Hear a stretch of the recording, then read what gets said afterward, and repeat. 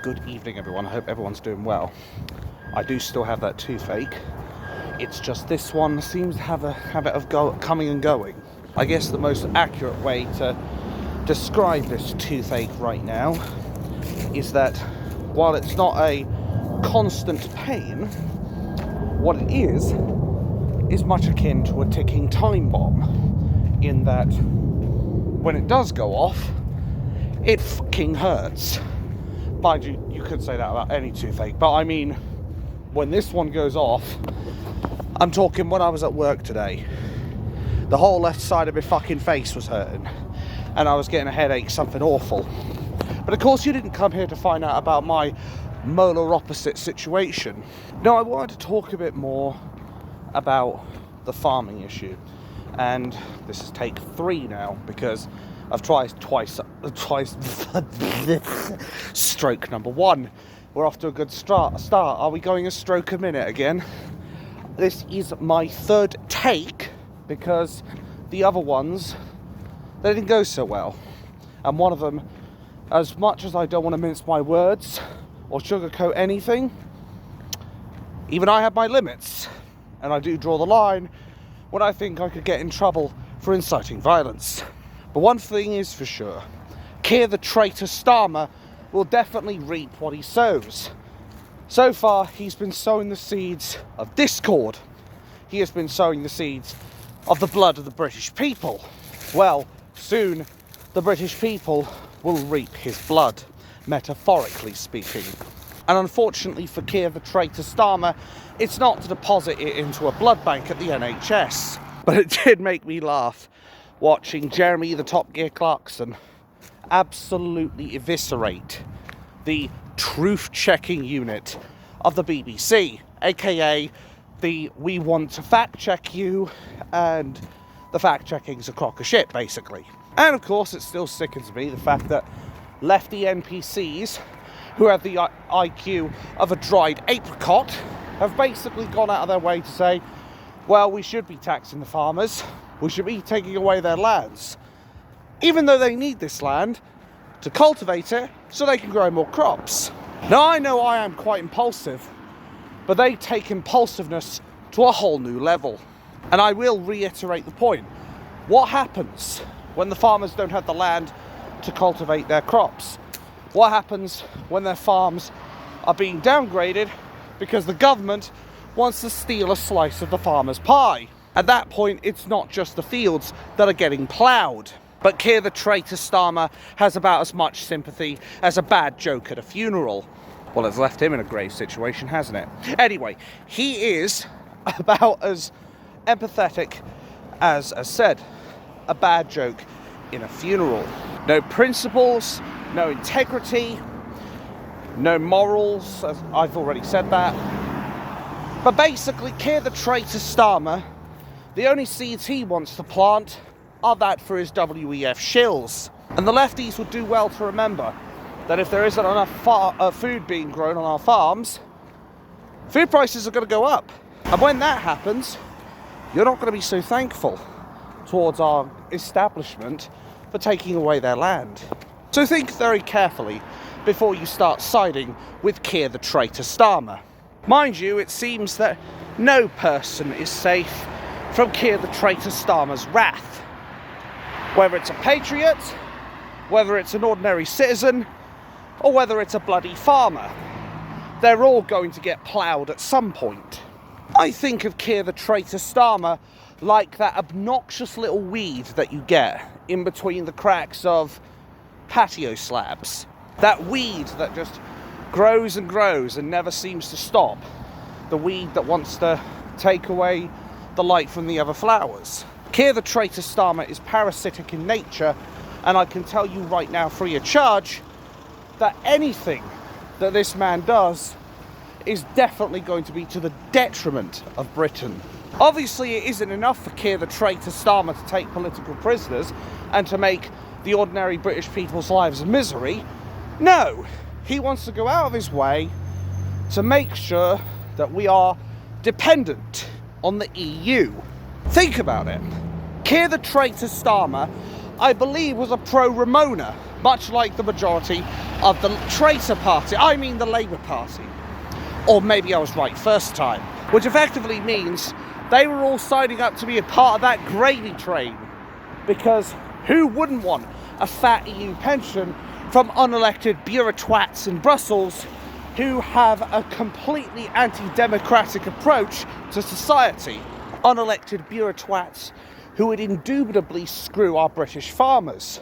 Hell, the Traitor Party, Labour Party, and of course the Ramonas and the Tories were all making the point, especially one twat in Wales, I believe, who was debating Nigel the Phony Farage, how they were saying, oh, if we leave Europe, because they always like to say it was Europe instead of the EU, but if we leave Europe, all farming in Wales would cease.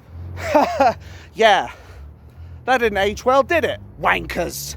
But then that's what a lot of these politicians do. Like 95% of the politicians in this country, they just make bollocks up as they go along. Keir the Traitor Starmer at the moment being the king of that. Mind you, the only bollock he has is, as I said, the bollocking he gets in the Houses of Treachery, I mean Parliament. Or again, maybe I was right first time. Because after all, there are at least a few MPs who are holding Keir the Traitor Starmer to account, including Kemi Badenoch. She's making sure that the vermin that infest the Traitor Party are getting exactly what they fucking deserve.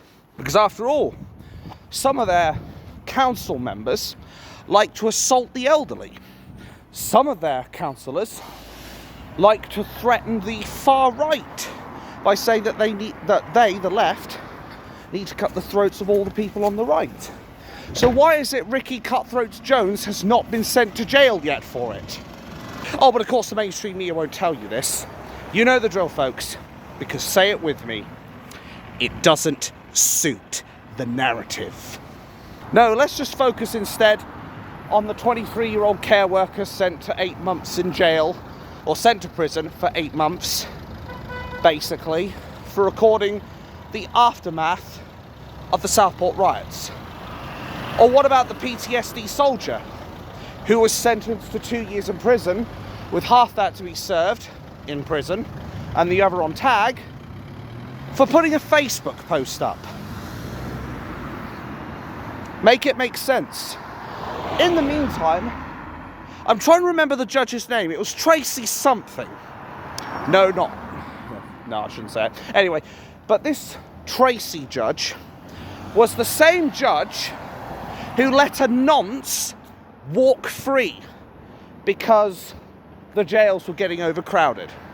But she tried to put in there, oh, we would have sent you to jail if it wasn't overcrowded, as if to lighten the blow, when really it just sticks a big fuck you up to the British people. We all know who these judges serve, and it is not the British people. Rather, it serves the illegal immigrants that have no legal or human right to be here. The illegal immigrants that the vast majority of them come from their third world shitholes to turn our country into a third world shithole, which is something the media, of course, will not tell you. It really does beg the question, doesn't it? Who the fuck voted Labour? Because at this point, I almost feel like we should haul them in front of court judges to say, you endorsed this party. You endorsed treachery, dishonesty, and the invasion of illegal immigrants. They have still not been able to deal with the migrant crisis, as they like to call it, when all it requires is just to get gunboats on the shore and give them one warning to turn the boats back or they'll be sunk. And I guarantee you that problem would have been solved, just like that. But Keir the Traitor Starmer is not one for common sense, as we all know. No, instead, Keir the Traitor Starmer is the one who holds up the portcullis while the invaders come into our country. Fear not the enemy that is clambering at the walls. Fear the enemy from within that will open the gates for them. But here's something else on a side note, which I have noticed, and I am going to be linking this video in the description below. Paul Thorpe has recently been attacked by The Guardian. The Guardian are actively putting Paul Thorpe's life in danger by calling him far right. I think he is about as far away from far right, stroke number 2, as far away from far right as I am from going to the moon in a fucking rocket. And what this is, from The Guardian, indubitably, it's slander and defamation of character, which Paul Thorpe can take them to court over. But I suspect they're doing this because not a lot of people in the working class will have enough money to take out the trash, metaphorically speaking, and hire a lawyer to take The Guardian to account, bearing in mind the media outlets are funded by the wealthiest men on the planet.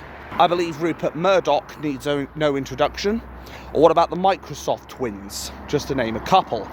It truly disgusts me that they also put out the news article, far right plan to hijack the farmer protests. No, they are not planning to hijack anything.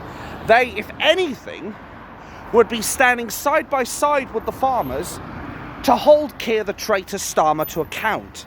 Because, believe it or not, we also stand by the farmers.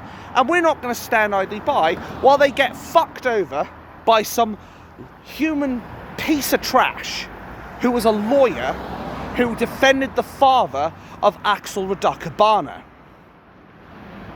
Make of that what you will. We aren't going to stand idly by while we let a traitor completely destroy this country from the inside out. And that's the thing. I'm not going to sugarcoat a motherfucking thing. I am not going to mince my words. I am going to say it exactly how it is, and I will do my best not to bullshit you, whether I have a fucking toothache or not. Thankfully, my toothache is at least giving me some mercy at least. But as I said, I suspect it won't be long before it starts hurting the left side of my face again. But I digress. I don't think Keir the traitor Starmer understands how much of an unwinnable situation he is putting himself in. Every single day that goes by, he's already at bedrock and he's digging to the earth's crust as far as digging himself a hole is concerned. He is literally in a position where he cannot be saved. He is going to end up having to resign. It's just a matter of when. Because let's face it, if the Southport scandal doesn't screw him up, I'm pretty sure the farmers will have something to say about it. Think about it. The fact that he has actively been a lawyer for the child killer's father of those 3 children, God rest their souls. The fact that he is going out of his way to take political prisoners rather than jail the violent offenders and the nonces and the people who are a real danger to this country should speak volumes. Think of Stalin. He eliminated the enemies who threatened his state. He took political prisoners. He was a fan of communism, just to name a few of the things. You could cross the T's and the I's and the dots and what have you, and you could literally draw a perfect carbon copy of Stalin and put it right next to Keir the traitor Starmer, and you would think the two were identical. All traitor Starmer needs now is Stalin's moustache, a Soviet hat, and a Soviet uniform, and he's pretty much good to go. And of course, there are going to be some NPCs in the left who start making excuses of, well, they brought in like 20 million in tractors to the London protest. Yes, it's called a protest. It's called utilising their vehicles, which they need to be able to cultivate their farms. What about those big old combine harvesters? Oh, you got myself a new combine harvester or some shit like that. Or some of the other tools that they need to make sure that they plant the seeds of our future. But as I said, the left-wing NPCs, they have about as much IQ as a dried apricot.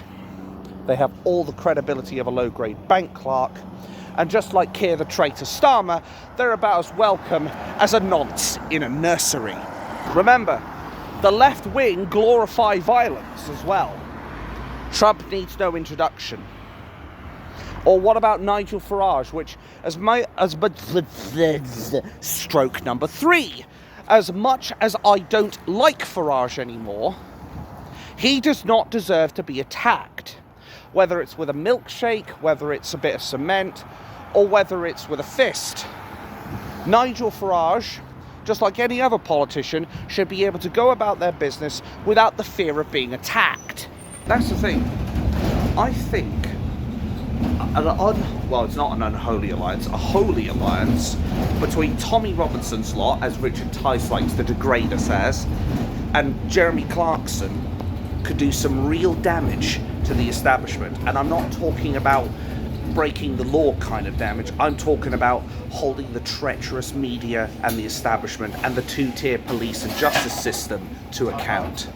Mind you, that's only if Keir the traitor Starmer can stay in the country long enough, since he's fucked off over to China to see Winnie the Pooh. I mean Xi Jinping. Or again, maybe I was right first time. It seems like Keir the traitor Starmer's priorities seem to be anywhere other than the country he's supposed to be running. Why am I not surprised though? And yet the lefties have the audacity to attack Farage for going to see how the Trump election was going to go. Yeah, and I bet a lot of those left-wing NPCs are still having a meltdown. When will Keir the traitor Starmer take the hint and just resign for the good of the British people? In fact, we need a snap general election, because I don't think the Labour Party is fit for purpose at this point. They've gone into Labour and they've had a miscarriage, put simply. Mind you, they've done a miscarriage for the last 20 to 30 fucking years, bluntly speaking. And then there's, of course, Rachel Thieves, you know, the girl who willfully lied on her CV about where she worked. The fact that we have got her as the, Secretary of the Exchange of the Exchequer or some shit like that, or basically manages the budget. I think anybody willing to lie about money should be gone, just like that. If you're willing to lie about money, what can you do when you're granted such a powerful position? It won't be too much longer before the Labour Party finally gets what's coming to them. They can sit there and try to say, oh, look at all the far-right thugs and all that, and they can try to pretend when the revolution comes, because it's not a matter of if anymore, it's a matter of when. They can sit there and say, oh, you see, they are far-right and racist and football hooligans and thugs and blah, blah, blah. But as I said before, and I'll be clear, I don't advocate for violent revolution.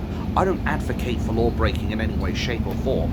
But the bottom line in all this is Keir the traitor Starmer and his traitorous party have been doing everything they can to get it to all kick off in the United Kingdom by constantly bringing in the third world to our country, by constantly screwing over the elderly by taking away their winter fuel payments, by funding wars in Ukraine which have nothing to do with us, quite frankly.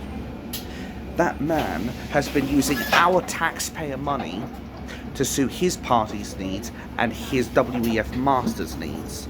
Nothing more. Well, before too much longer, the British people are going to take out the trash, metaphorically speaking, of course, and they're going to place him and his ilk in the dustbin of history, where they rightfully belong. And in fact, they'll probably go a step further and throw that dustbin into the middle of the Atlantic Ocean. Hopefully, it'll plunge down to the darkest depths where it rightfully belongs, because those guys only serve themselves. They claim to be changing lives for the better. Yeah, they are changing lives for the better, just not the British people. They're changing lives for the better as far as the traitor party is concerned, as far as the illegal immigrants that have no legal or human right to be here are concerned. Those people are getting their lives improved at our expense. Keir the traitor Starmer should have stopped foreign aid. He should have stopped the boats from coming into our country by putting the gunboats along, because when the people start realising they're not going to come into this country if they keep using this route, they'll stop paying the smugglers will go bankrupt, problem gets solved, just like that. And then most importantly, we need to kick out the foreign criminals and the illegal immigrants that have come over here illegally. That way, we don't have to put up with them. We don't have to pay for them to be in our prisons. I know it's a novel concept, putting the British people first, but Keir the traitor Starmer would do well to do that, because at least then he would have some chance to salvage what little credibility he has. Because the way I look at it is, it won't be long before either the farmers or this supposedly mythical far right decide they've finally had enough. And if they do decide they've had enough, what will Keir the traitor Starmer do? Bring in the army? A lot of them will be serving the British people, because they don't want to serve a politician like this. They don't want to serve a politician that would literally bark out orders while hiding away in his little nuclear-protected bunker like a coward. They won't want to be on the side of someone who will stab his own people in the back. No, soldiers serve their people to give them freedom. That's why the soldiers in World War I and II gave their lives for this country. 2 world wars, millions dead, to give us freedom, and to make sure that we weren't all speaking German. To be fair, Keir the traitor Starmer actually does look a bit more like Adolf Hitler than he does Joseph Stalin, in my humble opinion. And bear in mind, as I said in a couple of the book series, Adolf Hitler was not far right, he was actually far left. He's a socialist. But the governments used the word Nazi to discredit him, and they tried to associate it with right wing, when Adolf Hitler was actually left wing, left leaning, and that would mean that this government is a continuation of Adolf Hitler's actions. But do you think the mainstream media are going to admit this? Do you think Keir the traitor Starmer's going to admit this? Of course he isn't. He's going to keep on plodding along, screwing over the taxpayer, pissing their money up the wall, stabbing the British people in the back, trying to kill off our farmers. He's already done so with 5 of them who decided to end their lives. And what about Peter Lynch, God rest his soul? Political prisoner, 2 years in prison for exercising his democratic right to protest. I'll tell you right now, a leader is supposed to inspire his people, or her people. A leader is supposed to be someone that people can turn to when the hour grows at its darkest. And I'm not talking about this hour. Anyway, they're supposed to look to a leader who will pull them out of the darkness. Keir the traitor Starmer will throw them into a pit of despair. Thank you. Now, on a side note, do not think me insensitive to the people who have lost their lives in the Ukraine war. I do feel for the civilians on both sides. That's the thing. I don't have to be prejudiced towards the Ukrainians or the Russians, because at the end of the day, civilians are indiscriminate. Civilians are civilians no matter what flag they carry. But Keir the traitor Starmer will be funding this war and effectively causing more civilian deaths. And I do feel for the poor sods who end up losing their lives. There is no question about it. Keir the traitor Starmer will forever, in living memory, be remembered as the world's worst leader. He will be known in British history as the worst Prime Minister of all time. Only he has incited so much hatred towards a section of people, the working class. Only Keir the traitor Starmer has raised taxes with energy bills and tried to screw the farmers. Only Keir the traitor Starmer has taken political prisoners and sent them to jail for exercising their human rights and torturing one Tommy Robinson. Think about it. The way I slice it, there is no shot that Keir the traitor Starmer will last any more than 3 to 6 months, let alone 5 fucking years. Besides, the country won't last that long. There are going to be more protests from this mythical force that the mainstream media and, of course, Keir the traitor Starmer likes to call the far right, and, of course, the farmers. And there's going to be an alliance before too much longer. And then Keir the traitor Starmer will really start to feel the pressure. And hopefully, he'll also feel the pressure of being in a court where he faces charges for crimes against humanity, breaching the Human Rights Act, Article 8 and Article 3, as well as endangering national security and funding wars. Yet they all want to focus on putting an arrest stroke number 4, an arrest warrant for Netanyahu. It all stinks of hypocrisy to me, quite frankly. Well, before too much longer, we're going to see Keir the traitor Starmer be put in his place.